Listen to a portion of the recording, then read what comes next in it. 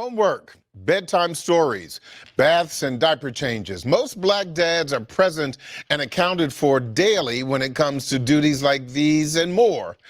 But far too often, the impact of black fatherhood is marginalized and distorted by faulty stats and myths. And for decades, these falsehoods have given black dads a bad reputation. Good evening and welcome to another special edition of The Daily Drum, a WHUT-TV, WHUR co-production. For the next hour, we're taking a look at fatherhood in the black community, the successes, challenges, and the true difference black dads are making in the lives of their children and community. We have a panel of dads to shape tonight's conversation. Each had a different pathway to fatherhood, but there is commonality. They are all intimately involved in the lives of their children. Let's introduce our dads. Roderick Avery, a 48-year-old married dad of 7 kids, ranging in age from 7 to 17. And we also have with us Kenneth Braswell. Now, Kenneth is a married dad of a blended family of 5. Kenneth also runs an Atlanta-based organization called Fathers Incorporated. It works to build stronger families and communities through the promotion of responsible fatherhood. Thank you guys for joining me tonight. I want to wish you an early happy Father's Day. Thank you. Same to you. So let's be honest. Often the picture painted of black fatherhood has been one of absent fathers or deadbeat dads. But let's take a look at some of the facts. According to a recent study by the Centers for Disease Control and Prevention, 70% of black fathers are most likely to be involved in everyday activities with their children. And that's compared with 60% for white dads and 45% for Hispanic fathers. So do those stats surprise you, or do they really confirm what you have known all along about black dads, Roderick? No, I actually don't. I don't believe, I don't. It doesn't surprise me. I just should say. I think black fathers, we're the epitome of fathers. I believe the love. The patience, the kindness that we show, just in the community, I think it's normal for us. I think so. A 70% rate of fathers being there and present in the child's life. I'm not shocked by that. What do you think, Kenneth? Are you shocked by that at all? Same for me. It's not shocking to me. You know, I really believe that. This has always been the case, that fathers are always a part of their children's life in some way or another. I think the backdrop statistic that gives that some framing is the fact that a little over 70% of all African-American children are born into out-of-wedlock households. But one would lead you to believe that that stat is saying 73% of our African-American children are living in fatherless homes. While they may be living in fatherless homes, they're not living in fatherless lives. Just because they're born out of wedlock doesn't mean that fathers are not in the lives of their children. So we were thankful for the research when it began to really show that fathers are still actively engaged in the lives of their children. Yeah, we're going to find them when we look, but when we don't look, we feel like they don't exist. Mm-hmm. You know, one of the things that's really, I think, interesting about those statistics is that we often don't see the, fathers doing what they're supposed to do because they're not running around with pom-poms saying, rah, rah, rah, yay, yay, I'm a responsible father and I'm doing what I'm supposed to do. They're just doing it, Rod. And I think that's part of the picture that often is not painted. I think that's part of the humility of being a black father. All of the things that we do. I'm not supposed to. I mean, to go around and I guess you'd say the pomp and circumstance associated with doing the things that I'm supposed to do. I'm supposed to, if I have a baby, change diapers. chores. I'm supposed to make dinner. I'm supposed to tutor and help my kids with their homework. I'm supposed to do these things. I'm supposed to go to the PTA. These are not it's not a surprising thing. It's something we're supposed to do. So of course, it shouldn't be pomp and circumstance for something that I'm supposed to do. Mm-hmm. Kenneth, for you have a blended family. First of all, let's talk a little bit about how that is defined for those who may not be wholly familiar with that. A blended family is a family that's not defined by the traditional rules, meaning everybody under the same roof is a part of the same bloodline. And that's just not the case in many of our families. Some of our families, are put together in very interesting ways. The couple may not be married. They might be married. There may be multiple parents to the multiple children. There may be grandparents in the house. There may be cousins that we call uncle. There may be uncles that we call daddy. There may be all kinds of things in our community that define what we look for when we talk about family. And so for my family, we came together in a way that most families come together through failed relationships or broken relationships or great relationships, all of those things. But at least if everybody under the same umbrella of the family recognizes themselves as family, who are you to define them and tell them that we're not family? So, Kenneth, let's talk about the whole responsible fatherhood piece, because it sounds like you came with some children, your wife came with children. Did you have to rethink what it means to be a responsible father when you entered into this blended family situation? Did your perspective change at all? My perspective on being a father had to evolve, right? And it had to evolve starting with me not having my own father in my life and being able to have or to start my family with a blank slate. Starting with trying to figure out the difference between what's a good father and what's a good man. We were talking earlier about our daughters, right? My daughters are focused enough to understand that the kind of man he is will dictate the kind of father he is. And so you really have to define for us, particularly as Black fathers, what does it mean to be a responsible man? What does it mean to show up in the life of your children, your family, and your community as men, and then begin to find a safe and healthy pathway to understanding how to show up in the lives of your children as a father, to take on those responsibilities, to be what I like to describe as a gentle warrior, to be able to manage both your compassion and your strength equally and when it's necessary. And so there's a lot of work in the evolution for us as men to get to a healthy, safe space of being fathers that we dismiss. Mm-hmm. Now, Roderick, when we talk about the challenges of being a father, your situation is unique. Let's just be honest. You have a lot of children, 7 children. Talk to me about the challenges of parenting and fatherhood when you have so many children. I think the preeminent lesson or thing that I try to explicate and provide to my children, the things that I've learned from my parents, from my mom and my dad, is love.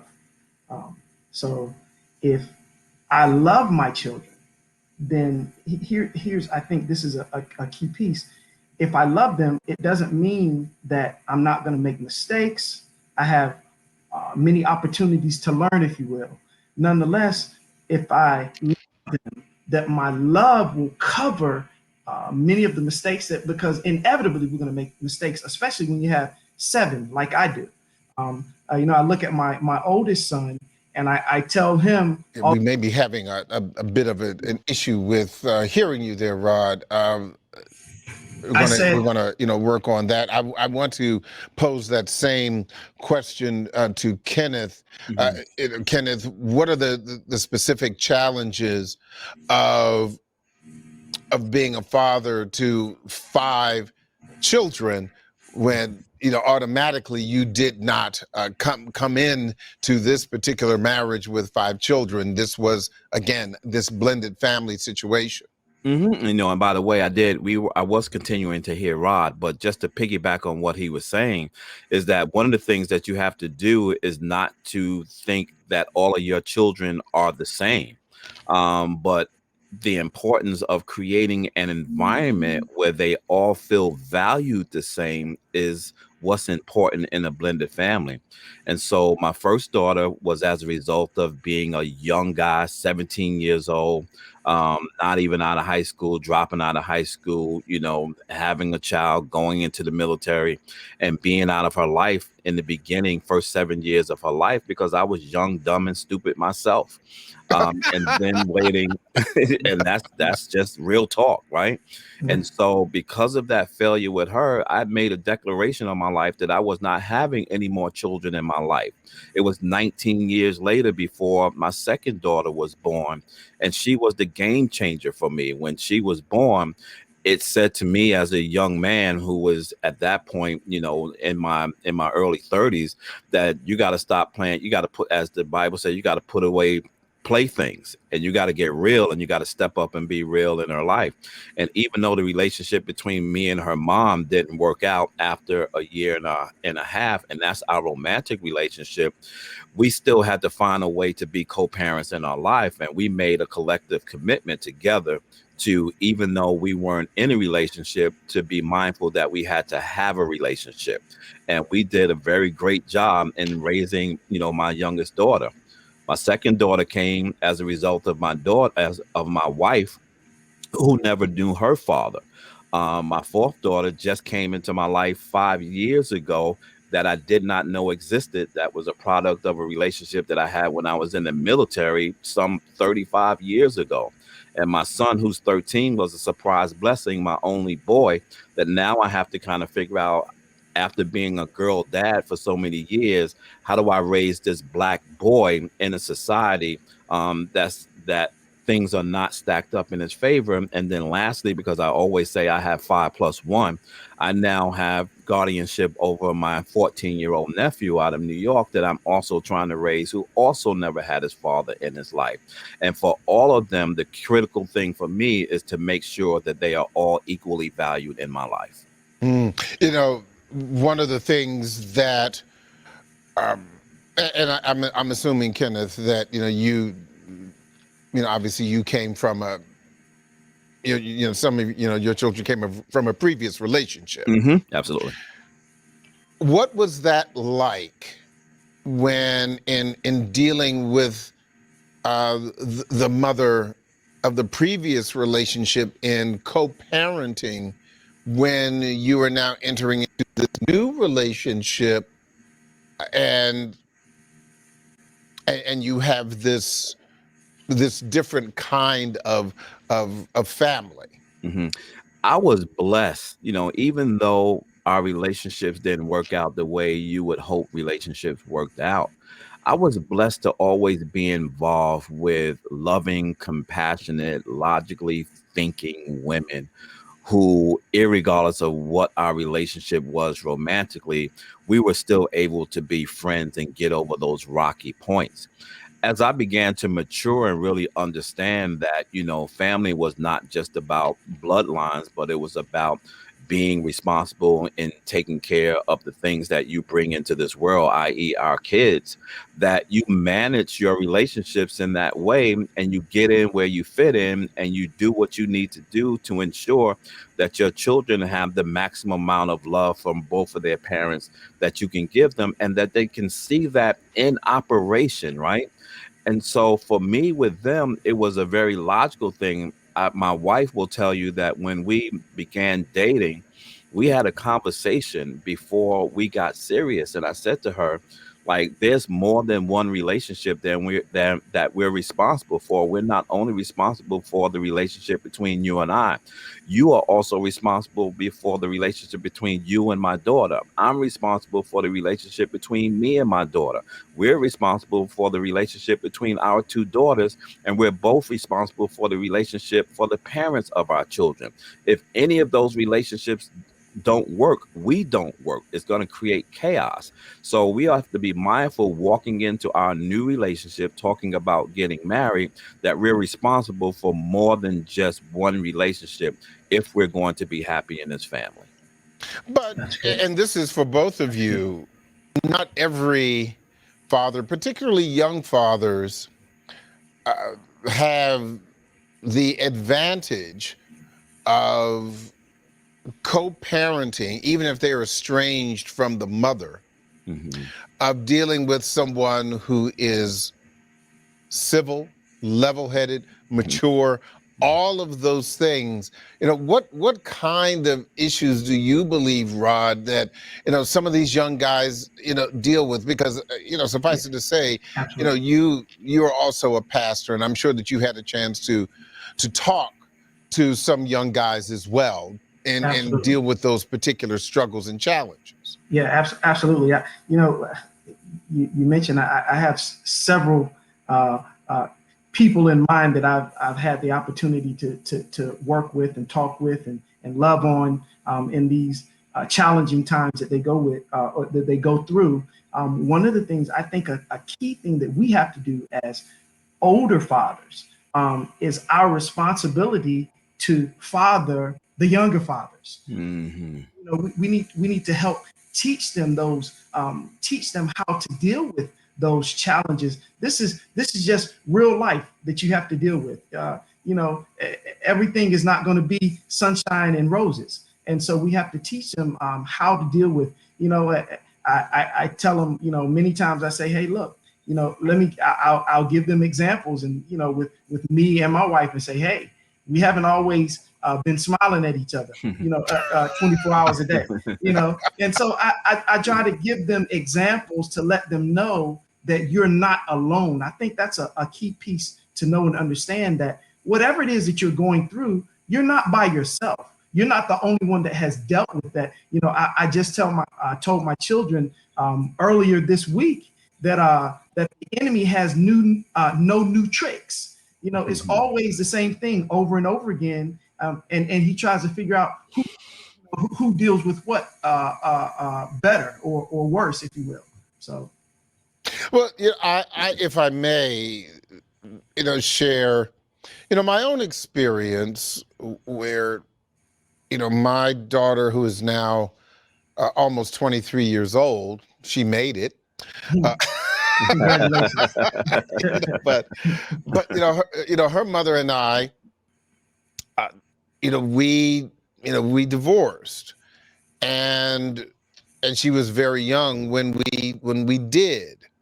And one of the things that I learned and would share with a lot of young guys, and not just the young guys, some of the old heads too, is that you really have to focus on what is in the best interest of the child. I know we hear about that if you have to go to court during the divorce proceedings, if there's child support involved. And fortunately, and I've been saying this since my daughter was very, very small, that we were really good co-parents. It wasn't perfect. I mean, and let's not pretend that it was, but I would say about 85% of the time, because my daughter's mother is an excellent mother. Again, not perfect, but a very, very, very, very good mother. And I've been saying that for a really long time. And so because I trusted her, and as it related to, her mothering skills and the like. And I think that younger fathers or fathers who are estranged from the mothers need to kind of take heed, drop the ego, and think about what is important for the child or the children, because in the end, it really is important that the health and welfare, particularly the emotional health and welfare of the child, is critically important. With our dads, I always try to take them back to the beginning of how it all started to give them some context. And my saying to them is always, you know, a lot of times in life, irresponsible people engage in irresponsible things that manifest real problems with real consequences. There's nothing like being a child and having to deal with grown-up consequences and problems. And until you mature into those problems, you're going to have a hard time and you're probably going to make a lot of mistakes. As a young dad who enters into relationships not understanding that equation that I just quoted, that's why they get caught up in systems, because they walk into situations not knowing that you're getting ready to engage in behaviors that's going to catch you up in systems that you can't break away from. Child support, incarceration, education, health, all of that stuff related to your children, you have a responsibility for. And if you don't understand the importance of it in your own life, you most definitely are not going to understand it in the life of your child. And then lastly, relationships and communication. If you don't understand how to manage relationships and you don't understand how to communicate, you're going to have an extremely hard time managing life, but still won't relieve you of the responsibility of being a father to the child that you reared. And you're going to have to figure it out.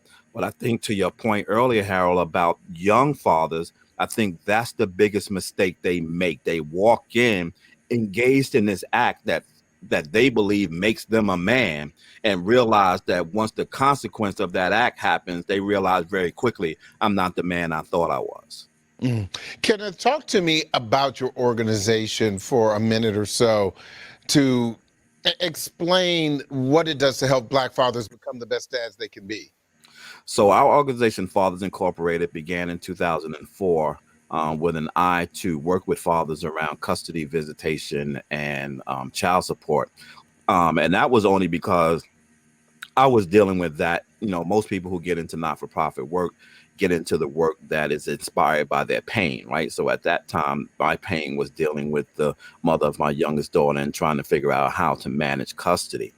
But when I got into it, I quickly realized that those three things were just symptoms of bigger problems. Not having the right education to get a good job, to get a great wage earning job, getting incarcerated, and all kinds of other things, and really wanted to, as an agency, to begin to do professional development and capacity building for human service agencies that were providing family services, but were leaving fathers and men out of the equation.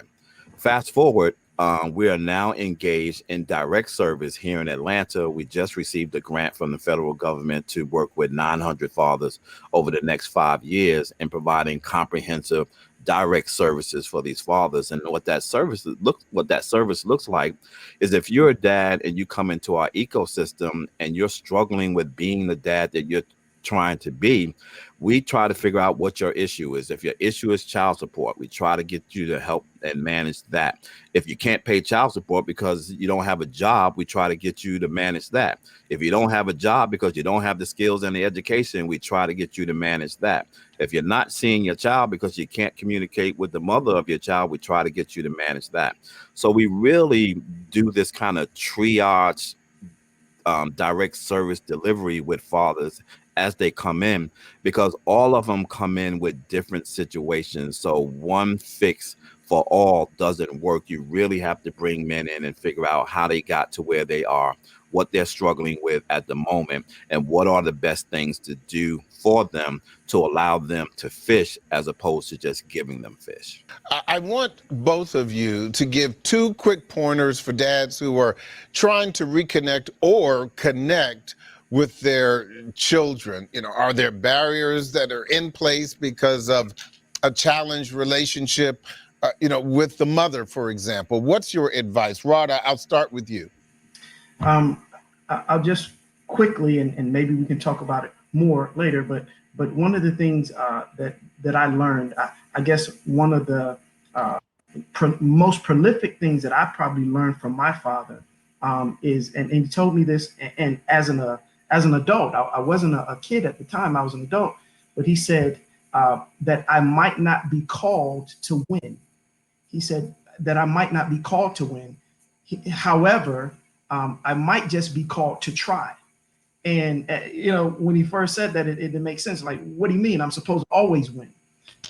But over time, I learned what he was talking about, and I've learned, and I've subsequently shared with my children that the goal in life is not always to win, but the goal is to learn through trying, learn through your experiences, and the more that you learn through your experiences, the more knowledge that you gain, the more wisdom that you attain. Now you can call it success. So there's a difference between winning and success. Interesting.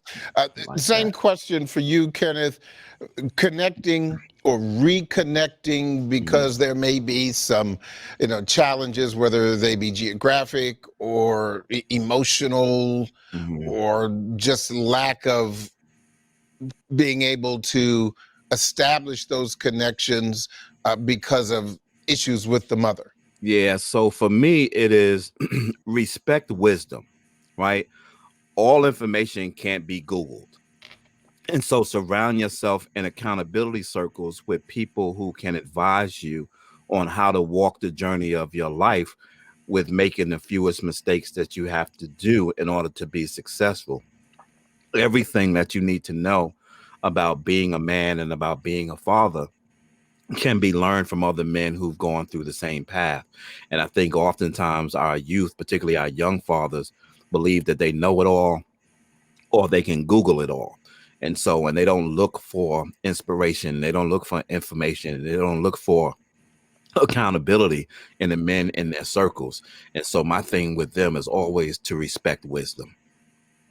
Yeah, I think that's really important, and sometimes, obviously, those challenging relationships with the mother may be an impediment to connecting. But if you do have a path to talking, to your child, because sometimes there may be, those forces where, the estranged partner may not hold you in the best regard in talking, with the children. But I think that if you have best intentions, and that you have a chance to really talk to your children, and sometimes it may take time, but when they see that you were doing your best, not only in how you present yourself, but what you're doing for them,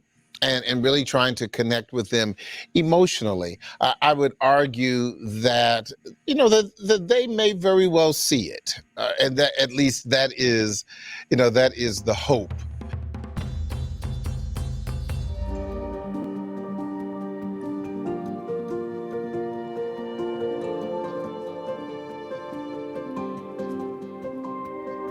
What are your thoughts about, fathers going beyond being the stern voices and being a paycheck dad?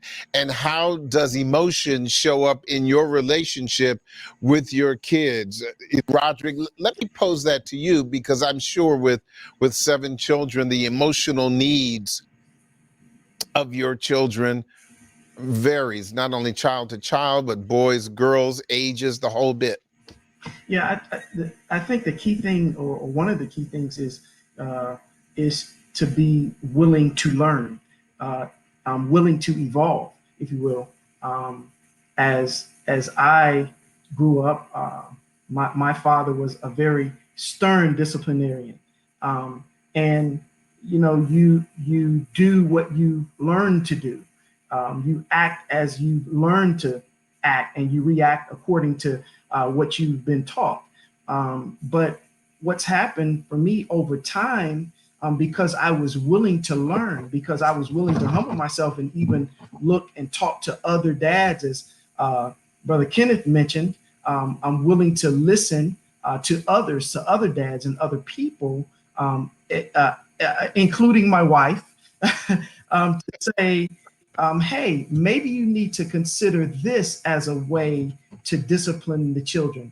I remember just when my son was maybe 2 years old, And again, I do believe in being a disciplinarian, but I needed to learn at that time. I had to learn how to have the nurturing piece of fatherhood at that time as well. And I learned from my wife. After I had to get on my son, and I think I got a little paddle, and after I got the paddle on on his legs or whatever, and he was crying, and he cried for a moment, and my wife said, "Okay, now go talk to your son." And that was a moment of enlightenment for me. That was an epiphany for me to say, "Oh, I'm supposed to do more than just be the strong hand. I'm also supposed to be a tender touch." And so at that moment, I went, and because I love my children, I never want to hurt them. I always want to grow them. And so I learned at that time. I went and I got my son after he was crying. I said, "Come over, son. Come here, buddy." And he sat on my lap, and I hugged him real tight. And I told him, "This is why Daddy paddled your legs. This is the reason that I did it. But I need you to understand, Daddy loves you. The only reason I did it is because I want you to be a good boy, so Daddy can teach you how to be a good man." And so I think that's the mix and the amalgamation between being stern and a disciplinarian, and also being a nurturing father. I think that's what I've learned, at least. What about you, Kenneth? When we talk about the perception of fathers being the bank, or not being emotionally connected to your children, what picture of yourself would you paint? I just want to piggyback on a couple of things that Rod said, because I thought that they were critically important for us to kind of land on. The first thing is, I love when I talk to brothers who talk about their experiences with their dads, those brothers who actually had a full life with their dad, or had an involved life with their dad, or had a presence life with their dad. I think in this field of work, that narrative is more important to talk about than the fatherless narrative is, because the fullness narrative gives you a perspective of why the fatherless narrative is so critical. The second thing is, he talked about learning and evolving in his fatherhood. And I think that we come to this space and we raise this level of expectations with our fathers that leads them to believe that they got to walk into this fatherhood thing perfect. And we don't. We're not perfect. Some days we're going to win. Some days we're going to fail. Some days we're going to get it right. Some days we're going to get it wrong. It just makes us human. But if we focus on the last thing that Rod said, which is, whatever I am in the life of my child, as long as I'm engaged and as long as I want to remain commitment, that I do that because I love them and I want the best for them, then fatherhood, parenthood, motherhood, or any other kind of hood works out at some point, right? If you just stay focused on the love part. But, for me, it is exactly what he said. We come to this space with our own issues sometimes. For me, not having a father in my life, I come to it with my own issues that I'm always struggling with. I always struggle with my worthiness, right? So I can forget about my presence sometimes. And sometimes I'm thinking about, wow, am I worthy of my children? Can I fulfill all the expectations that everyone has of me being a father? And if I fail, does it mean I'm a failure, right? If I win, does it mean I'm a winner? If I lose, does it mean I'm a loser? Because society always wants to tag us with these terms that make us believe that we have to buy into these terms. And that has been the biggest problem as it relates to Black fathers and trying to navigate through this space, because there's been these terms that's been tagged to us that we're trying to overcome. And some of them is simply not a way to be able to overcome some of the names and some of the ways that people think about us, other than continue to be present. Have you evolved as a father? And if so, how? I've evolved big time. It is, and in the biggest way, it is, I have to be okay with not being okay all the time. I think the thing that I've been talking a lot about over the last 2 weeks is really being mindful of this term expectation, right? Because we all have an expectation of how people show up in our lives. And we also have an expectation of who we are in the lives of people. I think when it comes to parenting, and more specifically when it comes to fatherhood, it is the challenge is from your children finding out what is their expectation of you, because your expectation of yourself may not match their expectation of you. I'll give you a short example. My son is in AAU basketball, and he's good, and I know he's good, and I press him, and I'm telling him, watch out for the defense, play off the ball, get your arm right. And then when I get in the car, you didn't do this right. Then when I get home, you should have did this better. And then on the car back to the practice, you should have did that better. All because I'm trying to make him better. And he's interpreting that as dad is being on me and I can't do anything right. But I don't want to sacrifice not hearing what dad is trying to tell me to be right for his presence, because I rather deal. And I just heard this from a brother the other day who talked about this with his dad. He says, as much as I hated my dad being critical of me, I would not trade his criticism for his presence. So let me share my own experience, with my father, who is 83. I always say alive and kicking, just not kicking quite as high. That even though as a child, and I think this is the case with a lot of Black fathers and sons, as sons develop strong wills and fathers who may be traditionally strong-willed, that we often butted heads. But I will say that as I grew older and into a teenager, one of the things that I do remember is that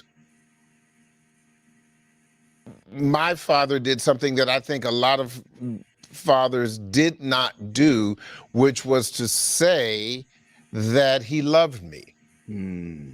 And I think for modern fathers who have evolved into trying to be more emotionally connected with their children, particularly sons, that to me is important, because as we know, some old school fathers say, well, of course I love my child, but that child may never have heard it. Right.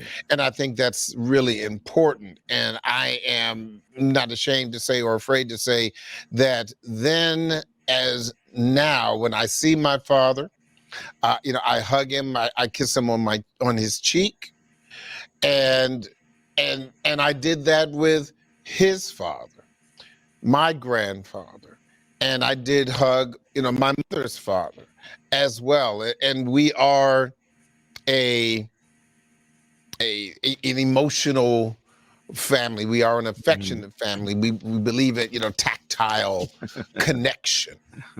And I think that has helped me with my daughter, because, we are huggers.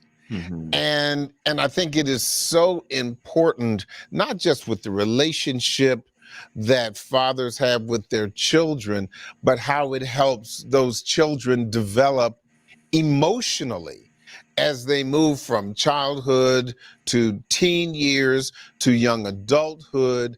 And I think in some ways or another, it allows them to be empathetic and sympathetic to others as they begin to express themselves emotionally. And I think, Rod, you may be able to speak to that to some extent. Yeah, the things that you're mentioning, I mean, you're spot on, Harold, and it resonates with me very strongly, as if you're talking about as we all spoken from the perspective of evolution, our fatherhood evolution, if you will, that personally, from the perspective of being dealing with the emotions of dealing with my children. I have 4 girls and I have 3 boys. Part of my evolution, and I again, even from the time that my oldest is a boy, he was 2. From that time, I evolved from that point. But even today, I still see my growth as a person and as a father, because dealing with my daughters, I remember dealing with my daughters in one way emotionally, not from the disciplinarian standpoint. I disciplined them all, I guess, equally based upon their need, each one of their needs. However, from the emotional standpoint, I remember even internally, I think it was Shakespeare that said, "To thine own self be true." So internally, I remember my thoughts with regard to the emotionalism, and how I dealt with my daughters. And I wouldn't necessarily, I would hug all of my children. I would hug my girls and my boys, but I would kiss my girls and say, baby and sweetie and things like that. However, my own personal evolution has shown me that, hey, even though he's a boy, he's still my baby. I mean, he might be 17, but he's still my baby. And now I'm at a place where I hug and I kiss my boys and my girls. I don't treat them differently, because I love them all. So that's my own personal evolution. One of the things in that same light, I remember as a 30-year-old man, I remember the first time that my dad kissed me on the forehead. Mm-hmm. And that had a huge impact upon me, because it let me know that, hey, yeah, I'm a man and I'm strong. I have testosterone, but I can still be nurtured by my father. Wow. I think that is so important, because I remember, I can't say I remember the first time, but I do remember as a child my father doing the same, because my father had a beard for years and years and years. And when my father would kiss me, on the cheek or on the forehead, good night, I would feel that beard. And I still, remember that. And I think that is part of the early connections that last through the rest of your life. And speaking of connections with your children, Kenneth, how do you make lasting connections with your children? How do you make that work? Do you think about that kind of thing? Have you spoken to your children about how you've connected with them? hmm don't think that I've had a direct conversation about connecting with them, but I'm always conscious about the connecting. It's interesting hearing the two of you tell your stories about remembrance of those things that your father did unknowingly that had a lasting impact on you. And I want to just share quickly a fatherlessness connect that brought me closer to my son as a result of the absence of my own father. There was a point where we were in a barbershop one day, and KJ must have been maybe 2 years old or so, and we were getting a haircut, and he was standing between my legs doing whatever he was doing, playing on a tablet or doing whatever our young kids do at those ages. And there was this moment where I looked down at him, and I looked around the barbershop, and I thought to myself, wow, I wonder what it must feel like to be in a barbershop with your dad. Mm. Right. And it was Wow. Yeah. a different connect. It was, whoa, this is a moment I missed, but I'm fulfilling it now, but I'm wondering what it felt like. And as a result of understanding that connection in the moment, that my son would never have to think what I was thinking. Like when my son takes his son to the barbershop, he will never look at his son and say, I wonder what it must be like to be a dad with my son in the shop, because he would have experienced it already. So Kenneth, but here's the other piece to that. because you didn't have a father in your life, can you give what you've not had, or did you create an idea of what you believe fatherhood should be like, and then take that into your road down the fatherhood path? I had to think about it differently. It wasn't just the act; it was what you were talking about. It is, what is the connector, right? What is the thing that I was missing at that particular moment as a connection to my dad, and recreating scenarios and things in our lives that allowed me to always be connected to my children in a way that I desired to be connected to my dad. One of the other things that I do with my son is, since he was born, I always rubbed his head. I always rubbed his head, no matter where he was, what we were doing. If he was standing next to me, he's now 13 years old. He's probably 6 inches from being the same height as me, and I still rub his head. And it's interesting because sometimes if I'm standing next to him and we're just standing there talking, sometimes he'll grab my hand and put it on his head. And what it says to me is that I figured out how to make the connection without having to be so specific and doing the things that I wish my dad would have done with me, but trying to ensure that my son walks away in life with understanding that me and my dad, no matter what situation we're in, I'm connected. That's so important, and none of the things that any of us have spoken about have anything to do with money. and they have nothing to do with, going to the store and shopping. I mean, my first memory of my father, I mean, the first really clear, long memory is when he told me to put my coat on one Saturday morning, early in the morning, and said, we're going. And I think I may have been about 5 years old or something like that. I mean, certainly there were other memories, but this was so significant, where we hopped in the car and he took me to Skyline Drive in the Shenandoah Mountains. And he bought me my very first comic book, which was a Doc Savage comic book, which, you got to be of a certain age to even know who that is. But, and I will never forget that. But also, those moments can be created not just when you're a child, but even as a man, when, Rod, you're a Kappa, I'm a Kappa, we're in the same fraternity. My father's a Kappa. And, Kenneth, I don't know if you're a part of an organization. Yeah, well, there's still time, brother. But, I made my father pledged Kappa after I did. And to walk him through that process is just as powerful a memory and connection as the Skyline Drive experience. Wow. And so it's so important to continue to connect with your children as a father, even though, they are no longer children, and, they are, adults. And I think that's really critical.